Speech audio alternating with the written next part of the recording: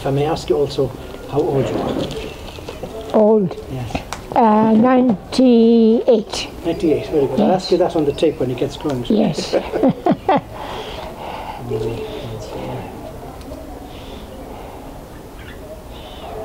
What about and when did you, or how did you first know the Loreto nuns? Because I went to school in Loreto, Kilkenny. And when did you come to Kenya? I came to Kenya in January 1948. 1948. So that's after Sister Philippine. She came, I think. She came the year before, yes. And when did you, can you remember when you joined the Loreto Sisters? Yes, I joined the Loreto Sisters in 1937. In Rathfarnham? In Rathfarnham, yes. So I was there from 37 to 48. 48. That's quite a long time. Yes. Were you We were training, of course, and I did some teaching. Did you teach in the school? I did. Okay, and what did you teach? Mostly English, history and religion. And those must have been in the war years then as well, no? Yes, yes, it was. Difficult. Yes, it was after the war that the missionaries needed help. They asked anyone who would feel like volunteering to come and help. I hadn't thought about mission at all. I was quite happy where I was. But when I heard that call, I said, well, I'll offer, but and I may not be asked. But of course I was. And at first I was asked by the general of the time to go to Australia. But that seemed awfully far. However, after some time she said, no, you're not going to Australia, you're going to South Africa. Now, I knew enough about apartheid not to ever want to go to South Africa. But she said there are sisters coming home for leave and you can go back to them in the summer, in September. Sorry, can we just wait a moment? Are you getting that noise? Is that a problem? Okay. So then again, after some time, she sent for me again. And she said, no, you're not going there, you're going to Kenya. Well, I was absolutely delighted. Somehow I knew enough about Kenya to know that was the place to go. And to Kenya I went. And what route did you take? You came by boat? We came by boat out by the Red Sea. In the month of January it was very, very warm, very hot. And the boat was full of troops. We were going up somewhere, I don't know where, north. But there were hundreds of troops on it. And that didn't make it very easy. But we survived, and we arrived here in January. Did you come it took much longer than it normally should take. The boat was old. In fact, I think it was its last voyage. So we weren't allowed off at any port because I think of the troops. We had to stay on board. But with the joy when we arrived in Mombasa and saw Loreto's sister down below, that was wonderful. The voyage was over. Did you come through Liverpool or Southampton? We came from Southampton. Yes, and it was the 1st of January, and that was the 1st of January 1948, it must have been. And weather was absolutely horrific. There was sleet and snow. In Ireland? In Ireland, where we left. And at night we left. However, we came to Southampton and took off. Very good. And did you spend Christmas on board? You must have, no? I don't remember the Christmas, mind you. We must have been on board. We left Ireland when? On the 1st, it must have been the 1st of January. And I think we'd had Christmas at home. I think we had, yes. Very good. I think so.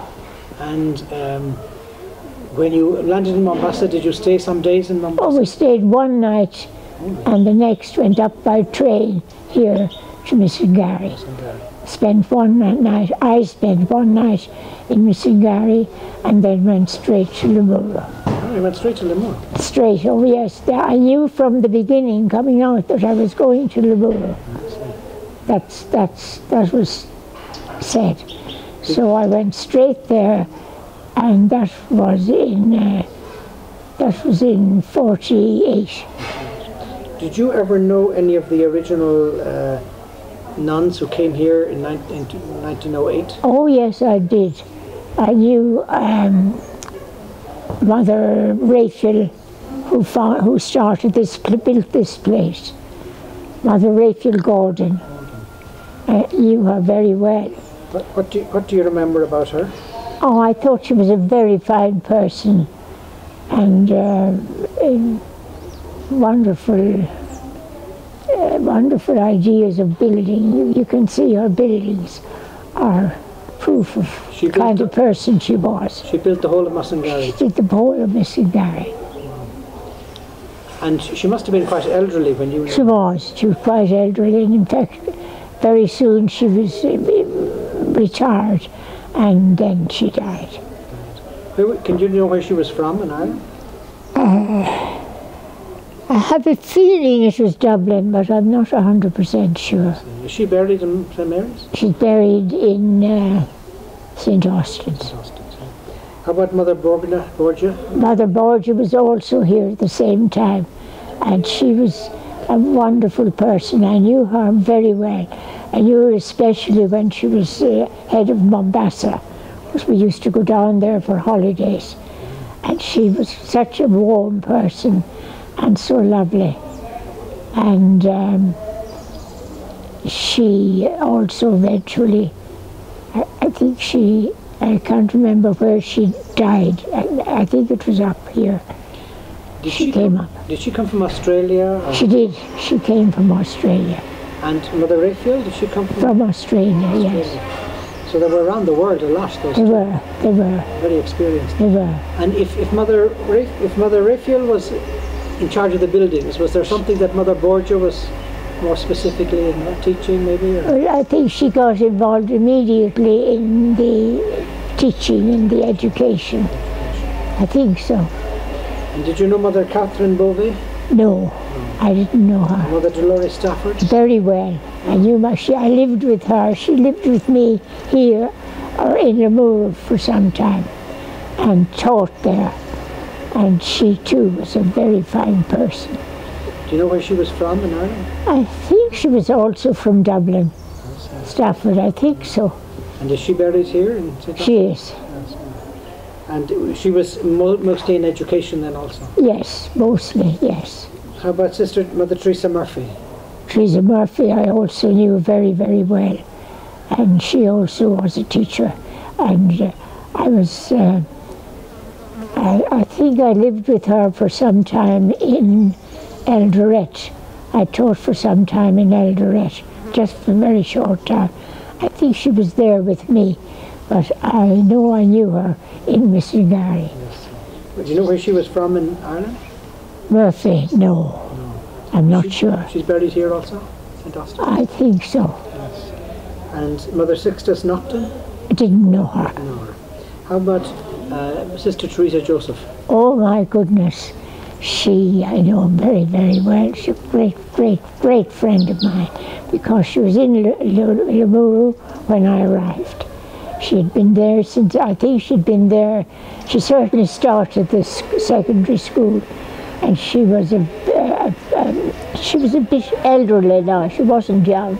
She had been in Dublin and was well known in Dublin. Very brilliant scientist. And anyhow, I think she came to Limuru about when it was started. She always, from the time she came to Limuru, she knew that there was a great future for African girls. Up to this, they had no schools, none. She immediately saw that a boarding school was the answer, because if they were kept at home and came in as day pupils, they had to do chores at home and they wouldn't be able to give the time to their studies. So that's how she started Limuru. And she started Limuru with great difficulty because there was no money. The government of the time, the colonial government didn't favour girls' schools, much less Catholic schools. And I think she got no grants, no help. It was a struggle, I know, all the time, until we got independence, and then we got our help. Was there any school for African girls at that time? No, I think we Alliance High, the present Alliance High Girls' School, I think they started a year before us. And of course they, being a Protestant, got more help than we did, much more. So they went ahead quicker than we did, but she struggled and she did it. And what sort of, how did she fund Limuru then? From Ireland, or? Well, Limuru was there. There were some other sisters, I don't remember their name, not Loreto. And they had a primary set up there, primary school. And there was a top primary school and with very little building, hardly any building. And anyhow, they decided to give up and they left. So then she started the secondary schools. And do you know any details of her dealings with the colonial government? Getting promotions? Not very cordial. Not very cordial. Not very cordial. She had to fight for everything she got. But she succeeded. So she was a real fighter? She was well able to fight for her needs. Can you tell us a little bit about her previous history in Ireland? She was in the war, no? She was a feminist, I know, but I wouldn't know any details. Was she in I only knew her when I came here. Some people said she was in Common in the Irish. I think she was, but I'm not a bit sure of that. So she was a late vocation? She was. And then they sent her to Kenya to fight the British again? Well, to work for the Loreto, to start schools, get the schools going. And do you know anything about how they got the funds to build Musungari? Well, that's even 30 years earlier. Oh, Musungari, I don't know. I imagine there must have been private funds or so, or some way they got money. I don't know. I don't know the early history. Can you remember anything about your impressions of Limuru when you went there in '48? The food, the place, the girls? Well, of course, immediately I loved where I was. And the girls, I remember I arrived at 7:30 in the dark the first night. And I needn't tell you, there was no electricity, nothing like that. And the girls that were there weren't very many at that time. They all came out, of course, to meet me. And that was a wonderful experience. Together with there were about 5 sisters there at the time. So that was a wonderful experience, to arrive at night and meet them. And I went on from there.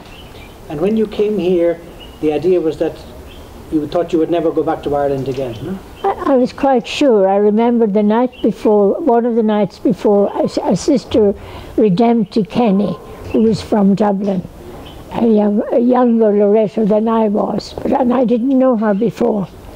Oh, bless you. Hi. I mean, she was earlier in Loreto than I was, and we just hadn't met. So we met for the first time on that journey, and we became fast friends, and we were friends until finally, because for health reasons, she had to go home, and she died last year. Oh. So, yes. So she was a wonderful person, wonderful teacher, wonderful with the girls. she could get them to do anything. So she was with me there, not all the time. She was changed around to other houses, you know. So I think she was only actually, but we met together at holiday time, came home, always came home together if we came home. So I remember her with great love.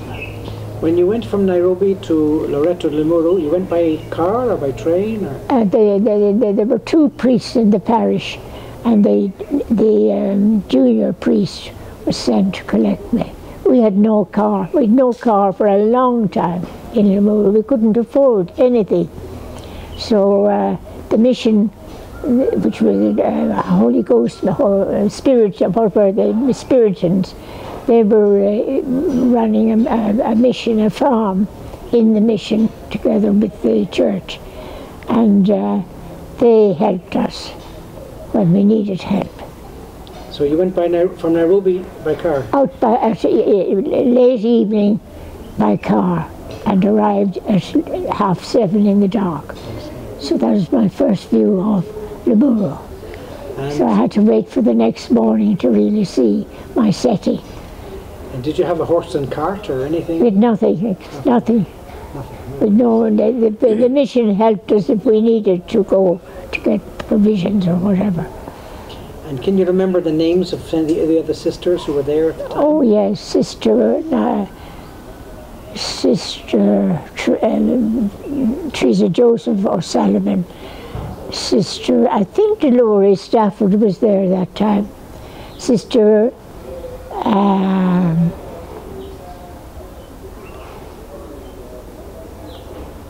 Sister Redempta was there also. Redempta, no, she didn't come in me. She was first working in Mr. Gary here in the primary school. She came some years later, you know, to work. So she wasn't there. Sister, I can't remember their names. I can't remember their names now. And how long were you in Limuru? Well, altogether over the years, I was 25 years. And back in my list, doing short stints in some of the other houses, but mostly Limuru. Were you the headmistress there? A few times, yes. And how many girls were there? Well, we started with very few, because first of all, the girls couldn't afford it. We had to keep the fees very low, because there were girls from poorer areas, especially from northern Kenya, nearly that area.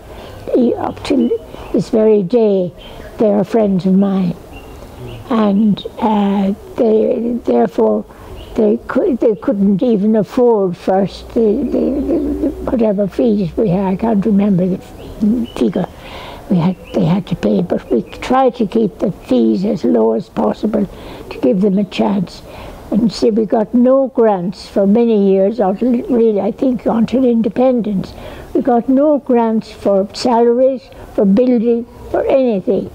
So we had to find the money and use the bit of fees that they gave us for that. And that money then came from Ireland or Kenya? Or? The children paid some fees, that helped.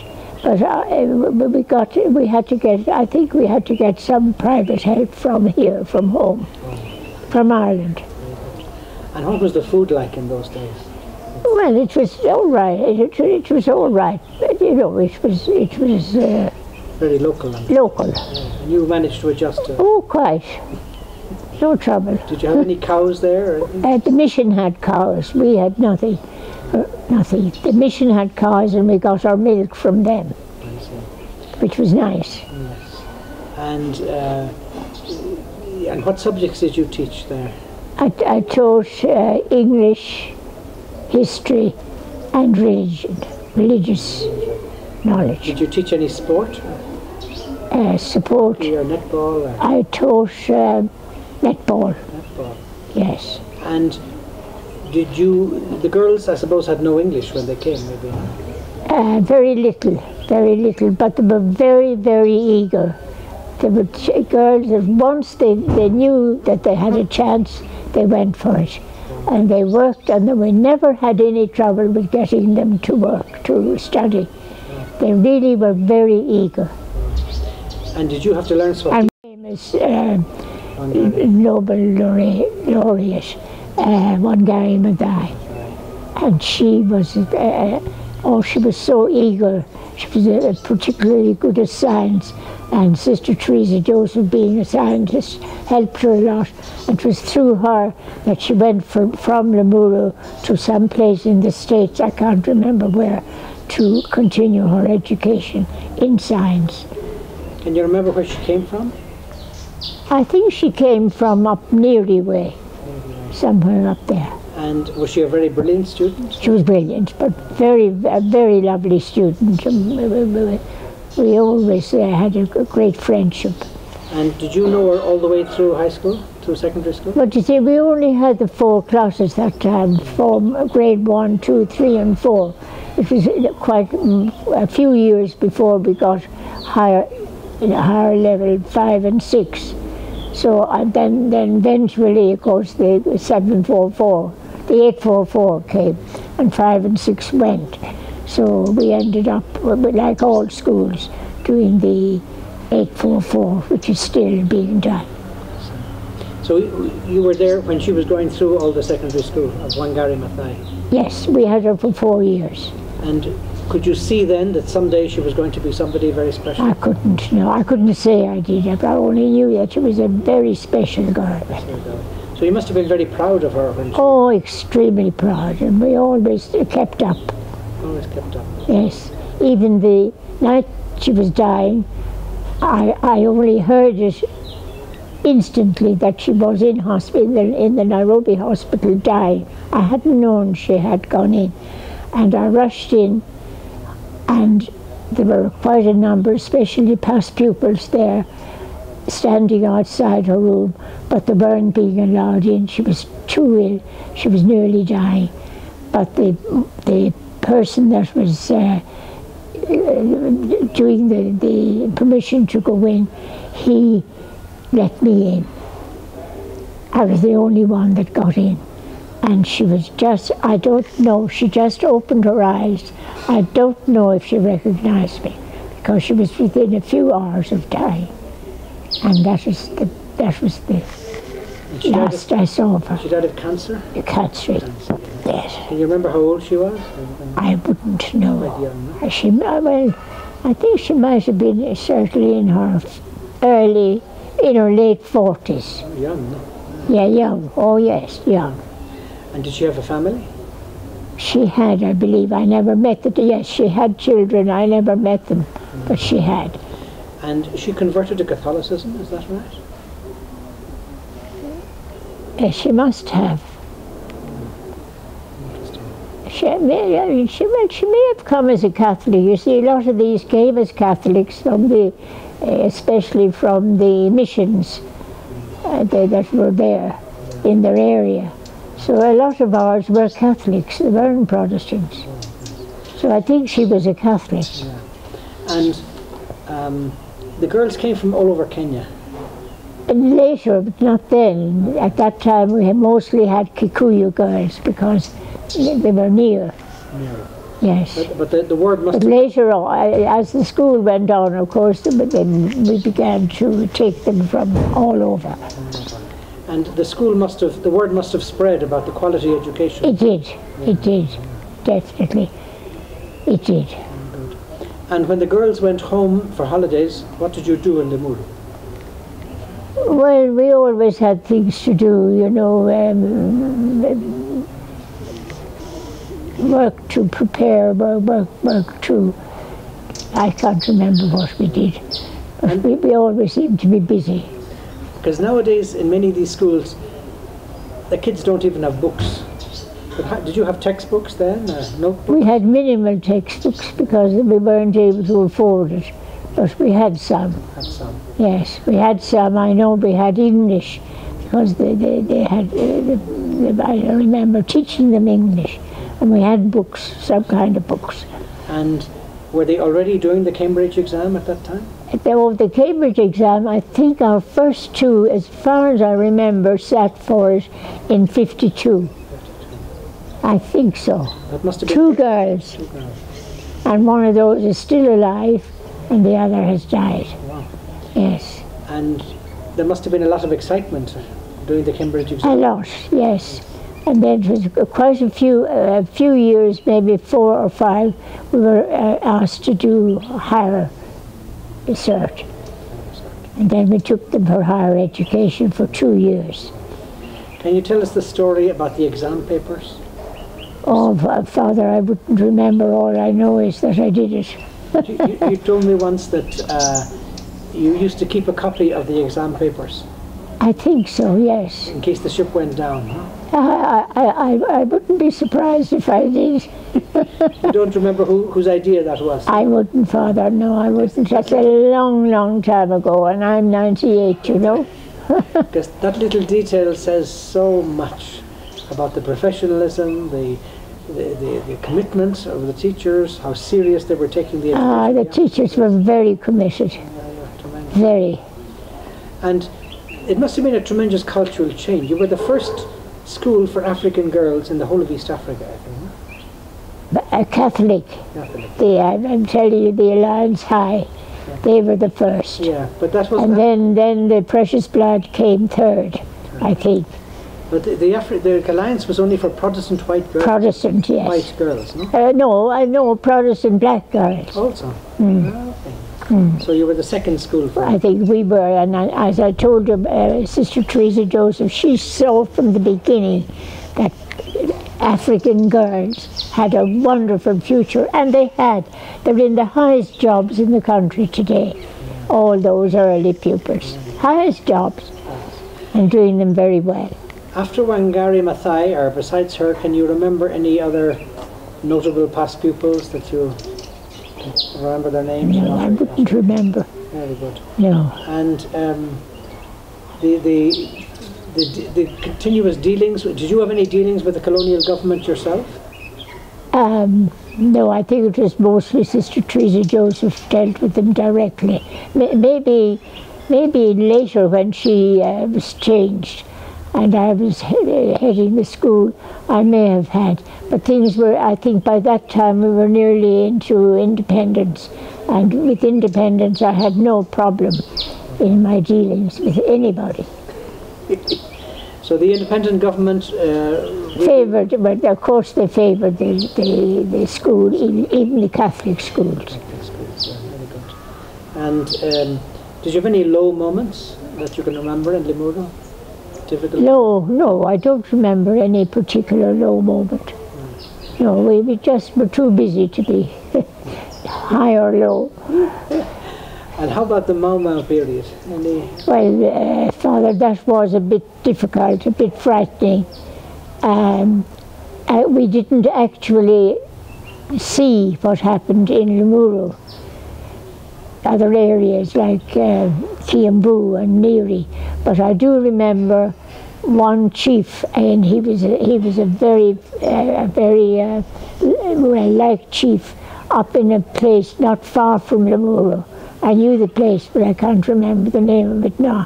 But it wasn't far, and we heard that he had been killed, that he was sitting at supper he had more than one wife, and they were sitting having their supper, and we went up the next morning to the house, and the little tables with little legs were still there, 5 or 6, and they were all killed by the Mau Mau, because he was one of those who helped the people, and the Mau Mau didn't like him. Do you have any other memories of the Mau Mau? Positive or negative? Yes, well, mostly negative. Yes, it was a frightening. Yeah. I mean, we didn't, as I said, we didn't actually see the fighting, but we were near enough to hear what was happening. One of the sisters told me that in the mattresses in Limuru, you used to put grass into the That's right, yes. Can you tell us a little bit about that? Well, you see, as I told you, in the early days, we just had no money. We had no grants, we had no salaries, we had nothing. So the children had to pay. We tried to make the fees as low as possible because they were poor children, and they had to use what was there. So they were used to evidently they were used to using the grass, which they dried.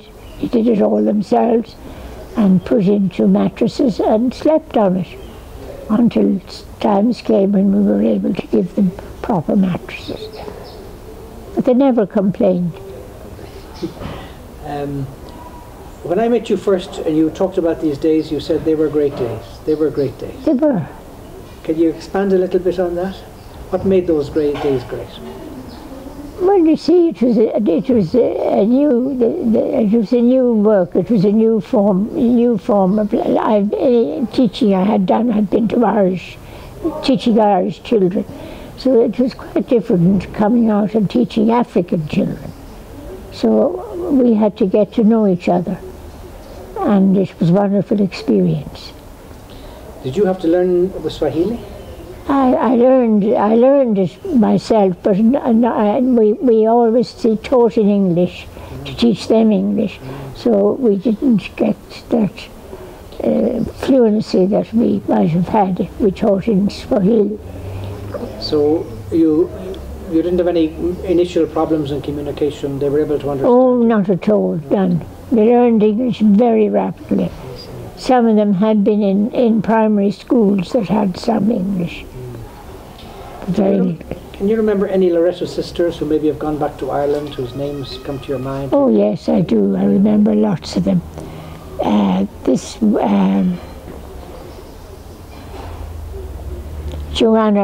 Joanna something Jones, Gertrude Jones,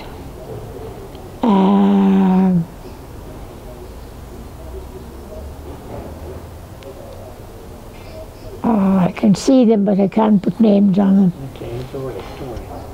And in 2013, on the 50th anniversary of independence, you were given a special award. Loreto was given a special award for their role in education. Huh? That's right. Can you remember that and tell us a little bit about it? Oh, I couldn't remember that detail, no. But you went to State House, I think, and you received it from I think so. Sister Iphigenia, no?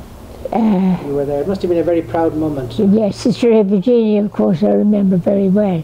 She was with me up to Form 4.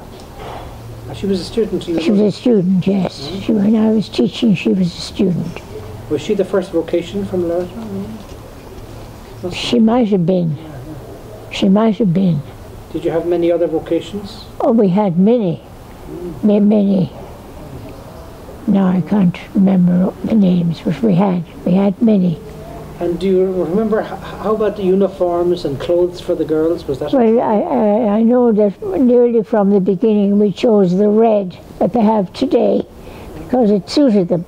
Red skirts and white blouses.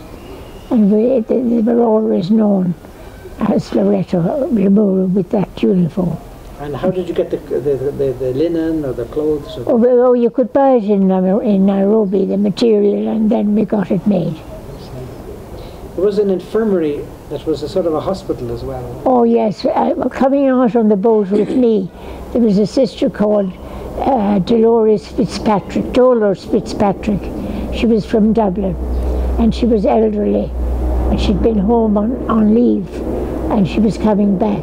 So she was the third, Sister Redempta, she and myself. And of course that was the first time. She'd just come home on leave. That's the first time I ever met her. So she ran a little maternity clinic in Limuru. She had 2 nurses there, and she absolutely loved it.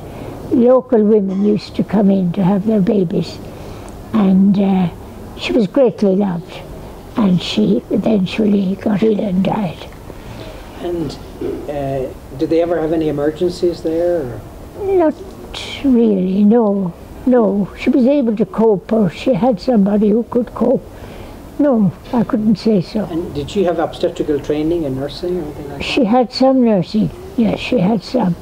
And The sisters who came at the very beginning, do they have any nursing training? Sister Borgia, Sister... No, not that I know of. Don't think so. So they started Musungari really with nothing, huh? They Very did. little training, huh? They probably did. I don't know how much they had from Australia. And Sister Teresa Joseph, did she have teacher training? Or? Oh no, she was highly educated. She was more than a graduate. She was higher. Yeah, graduate. Yes. Oh yes. And did you have teacher training yourself in Ireland before you came? In Ireland, I did. And where did you do that? In Dublin. Somewhere. Dublin. If you had your whole life to live over again, would you do the same thing? I certainly would. Can you talk a little bit about the influence of Mary Ward in your life?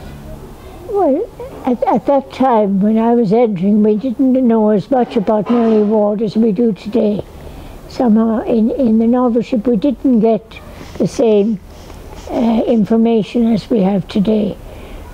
But of course we did know who she was and that, and we certainly were influenced by her. And can you remember any particularly proud moment in your life in Kenya? A moment that stands out from all the others?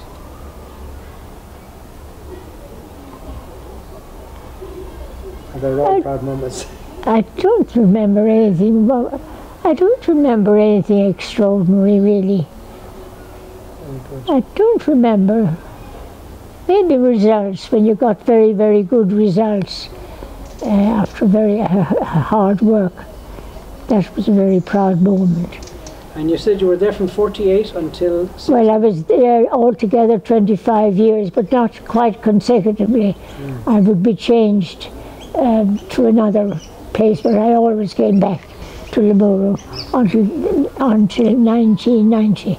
Wow. So in all I was 25 years. You mentioned Eldoret.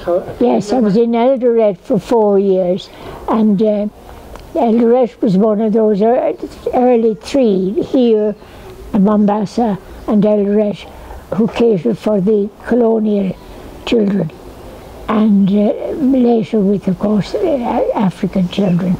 And when I went, I can't remember the exact year, but I know it was 4 years before it closed. It used to it was a very, very good school, primary and secondary boarding. And a lot of the children used to come down from Uganda for education. You could get into the train in Kampala and land in Eldoret. So there was no problem with transport. And I remember the little ones, little primary ones, coming off the train, sleep. You know, it was wonderful. So they were a big part of the school for many years. And then, of course, it had its troubles. Eventually, a lot of the parents had to leave, and the children, of course, went with them for the time, and then that meant we lost a lot of pupils. So there was much discussion as to what we would do, what we would do. There wasn't that great need in Eldoret at the time, for there were other secondary schools, day schools, and there was a very good boarding school. So eventually it was decided to close. And then just at the same time, the Bishop of Eldoret, Bishop Houlihan, one evening a sister called Sister Canis Nolan, now she was a wonderful sister, she and I were driving out from Eldoret to Kitale to buy a second-hand piano. And as we came to the entrance to what is today,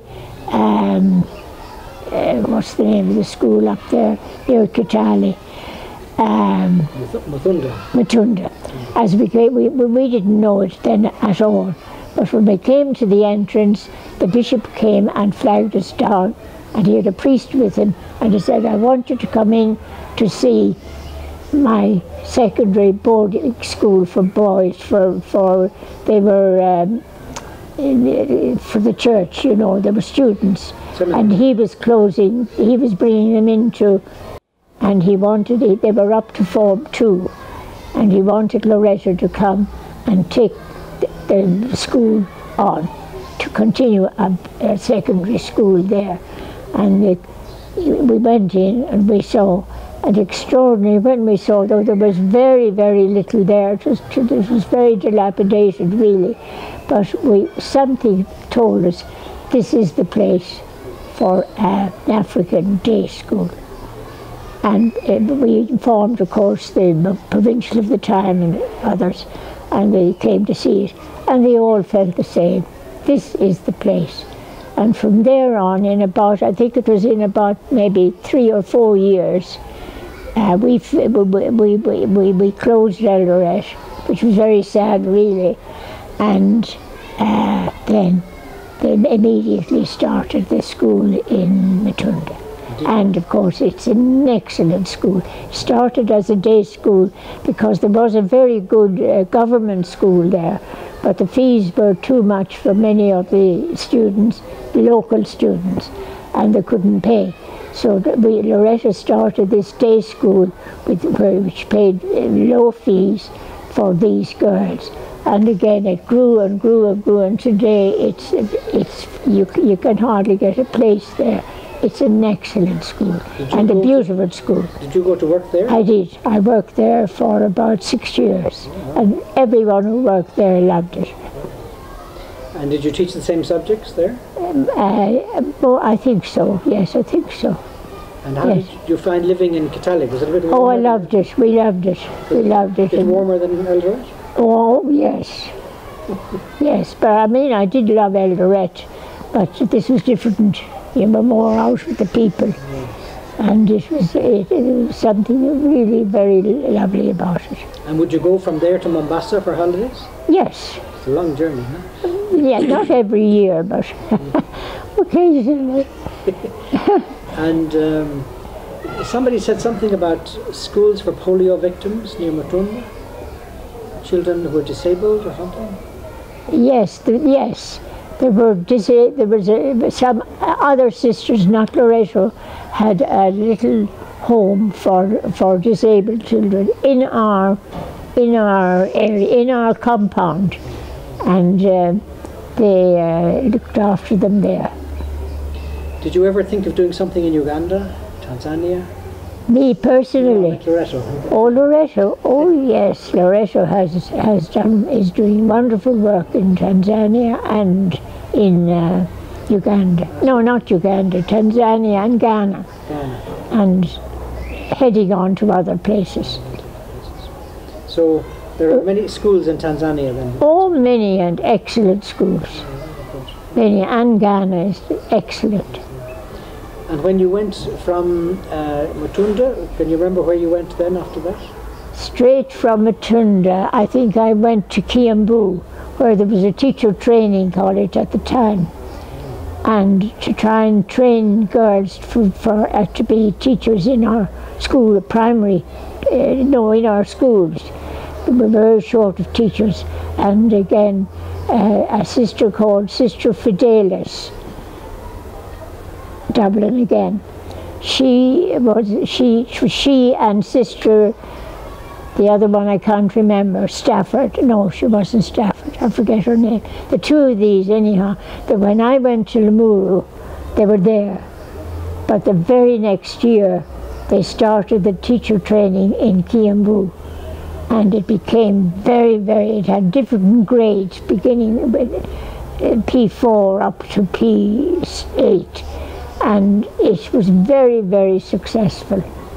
And they trained them for many years, but eventually the government, it was aided by the government, and eventually the government wanted to have big training colleges, not small. Ours was small and others were small, and they wanted to put them all together into big colleges, which of course was fatal, and they did it. And our college had to close. So I was teaching there after the first place I taught after Limuru. And do you remember how many years you were there in Kiambu? Oh, a very short time. I think I might have been not more than 3 or 4. And I went back to Limuru. And then I came later. They had a secondary school also in Kiambu, a secondary school. It started in a very small way and built it up. And I taught there for about, I think I was there for about 4 years. Can you remember how many teachers in the teacher training college? How many students? Oh goodness, there were a lot. There were a lot. 100? Oh yes, there would have been. There would have been. Sister Melia come from there? Who? Sister Melia? The sister? Yes, yes. She's very proud of it. That she did her teacher training in Kiambu. She would have been one of the last. Oh. Yes. So she discovered her vocation there? Well, I think so. I think so. And then you went back to Limuru? Back to Limuru again. Were you ever in Mombasa? Yes, I was in Mombasa and I taught in the primary school. And then later, we had a school out on the seafront, near the seafront, and it was a mixed school. It wasn't ours. It belonged to the diocese, and there were mixed boys and girls, and we were asked to teach in it.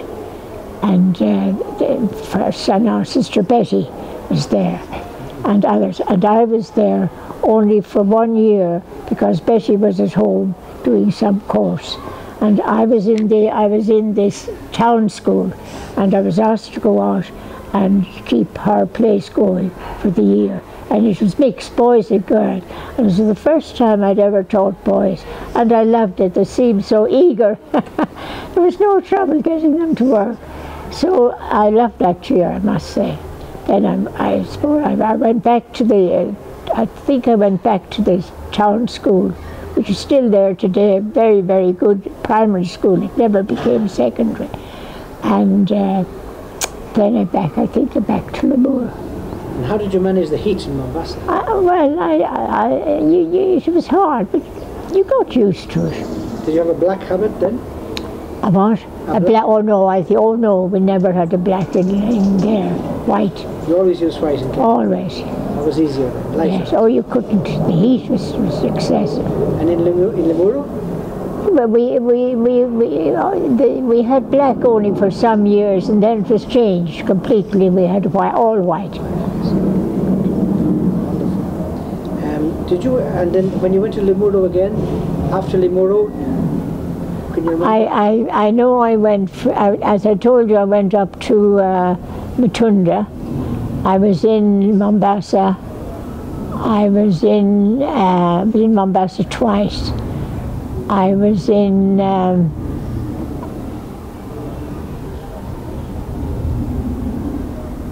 think that's about it. And did you go home to Ireland in any of these? I went I think altogether in the years that I'm here, I think I've gone 3 times. The first time I went, I came out in 48, and the first time I went, because of the shortage of staff and money and what else, some sisters were here much longer than I was. Some of them had done 20 years before they went home. I went home, I know, I was 16 years. And that was quite an event. But then we were allowed to go every 8 years. So I think I went 8 and 8, and maybe 3 times. Maybe I've gone 4 times altogether. Were you ever in a school in Mathare? Huh? Were you ever in a Saturday school in Mathare? Mathare, no. No. Very good. Wonderful. I think that's... if you had any advice for people starting off in teaching today, any particular thing you'd say to them for the future? To the sisters? Or to lay people even? Well, I think I would say that there's a great opening in teaching. You really reach into the hearts of these pupils, and I think there's a great. It's a very dedicated life. That's all the questions I can think of. Thank you very much. You've said many wonderful things. Well, a lot of things I can't remember, Father, at the age of 98. Well, you're so clear, my goodness. Oh, that's some, but not all. Many, many things I don't remember. Were you ever involved in music, teaching music? Or? No, I wasn't, no. Sister Philippine was with you? She was a musician, yes. She was with you in... No, I was never with, oh yes, she was with me for 2 or 3 years in Limuru, but I was never with her here. She taught a bit of hockey, I think, did she? No, it was another sister called Hyacinth. She was the wonderful hockey teacher all the year. She taught now in where I was up in Eldoret, in Matunda. She did the hockey there for many, after being here for many years in Missingari, teaching. And she was always very good at sport. Then she was changed away up to Matunda. First time she was ever out of Missingari. And she took on the hockey. And she, every evening you would see her out in the hockey field, running up and down. And it was very successful and wonderful. And you must have played in many other schools then as well. Oh, lot, and she invariably won. But she could never look at a match. She could get too excited. She'd go away and she'd ask us to let her know what was happening. She couldn't be at the match. She'd get too excited. Do you know what happened to the building in Eldoret after you left it? Yes, I do. The bishops at the time, they had a big centre for bishops up in Uganda. I can't remember the name of it. And they were changing, and they were looking for another place for the centre for all the, all the workers in the diocese. And they were very keen on getting Loreto. It had lovely buildings, a swimming pool, and really it was ideal for their needs. So the superiors of the time gave it. I don't know if they even sold it. I think they gave it. I wouldn't like that recorded because I'm not sure. But I know the bishops of Kenya were the first to occupy it. Do you know if they're using it still? Oh yes, oh yes. In fact, now it's a university. Ah. Yes. Oh, it did very, very well. And after Musungari, the next place that was built, was it Mombasa or was it Limuru or Eldoret? Well, Limuru was later, much later. I couldn't remember, Father. It might be Mombasa. Yes, it might be the first one after Missingari. Might be Mombasa. And there must have been hundreds of Irish sisters then here at some stage, no? For all those schools to staff all of them. Well, you never had adequate staff, you know. We were able to get staff. Now the teacher training college in Kiambu, we were able to get some of the junior staff there. But somehow or other we were able to get other staff. I know in Limuru we had quite a few local Europeans. And I remember we had one Kikuyu man for years, and he was excellent. But it took time to get the teachers they have today. Was he Silas? His name Silas? Cyrus or Silas? Was that man in... I can't remember his name now, but I remember him so well. He was excellent. He could teach anything. And that was unusual at the time, because they hadn't the training, you know. But he had, and he was wonderful with the girls. Did you ever have any disciplinary problems? So they were all very... Never any major problem. In my time, anyhow, I don't know about before or after. I don't think so. I haven't, heard of trouble there. And then Limuru became a national school later? Oh, yeah, in my time it became a national school. And what did that mean? It became the national school. You were able to get some of the prerogatives of national schools, in salaries, in grants and all that. So the government supported you? Yes, yes. So that made things easier? Oh yes, of course. That was a long time. And you had to apply for that, or they offered it to you? Or? I imagine we applied. Or I imagine it just came. I can't remember. Do you ever remember a student called Bernadette Musundi? No. Her name was Bernadette Gabriel at the time, or Bernadette Johnston. Where was she? She graduated 66 In? in Limuru. Oh no. She was the head girl in Limuru. Bernadette? Yeah, and then No. Christine Gabriel. No. Oh, okay. They mustn't have been there in my time. Very good. They graduated 66 also. Maybe you weren't there at 66. Maybe you were out somewhere. I may not. Yeah, but No. they remember you anyway. I see. But I don't remember them. Probably half the country remembers you. Oh, I don't know. But they're always very, friendly. Well, I've spoken to some of these people. Some of these people are now, Bernadette Musundi is now the chairperson of Strathmore University Yes. Board, the board of Strathmore University. Oh, imagine. She's the chairperson. And I did a retreat with her about 3 weeks ago, and she told me, because I told her about these interviews that I'm doing here, and she said, tell them we are immensely grateful for all the formation that they gave us. Good. And another lady is now, Christine Gabriel, is now she was I think the head of the English department in the University of Nairobi. She retired, and now she's the head of the Humanities department in Strathmore University. She graduated in 66 also, and I've been telling her the stories also, and she said, tell them we are just so immensely grateful for all the things we receive. No? Lovely. And as a third person, yes, in the newspaper, in the Business Daily about 3 weeks ago, there was an article by a man called Douglas Kiriani, who is a retired banker, and he mentions that his mother, Eunice Kiriani, was the head nurse in Lord mercy, I have scholarships especially for nurses. And they went to, I think it was Southampton, a very good place. Oh. And I remember two of them in particular. That's when you're talking about Kierini. And she came back and she nursed here, and she got the award of Nurse of the Year for her nursing. She's not nursing now, but she's still living out near Mary Ward. And the other one, sadly, and the other was an excellent nurse. She was a Kikuyu, and she married a Kisii man, and they lived up in Kisii, and she nursed and was an excellent nurse. And they had some property they were building down in Naivasha, and she used to come down by matatu or bus to see the property, how it was progressing. And didn't she have an accident and was killed? The mother of 5 children. I felt that so much. She was a wonderful girl. So we did send them to England, mostly on scholarships.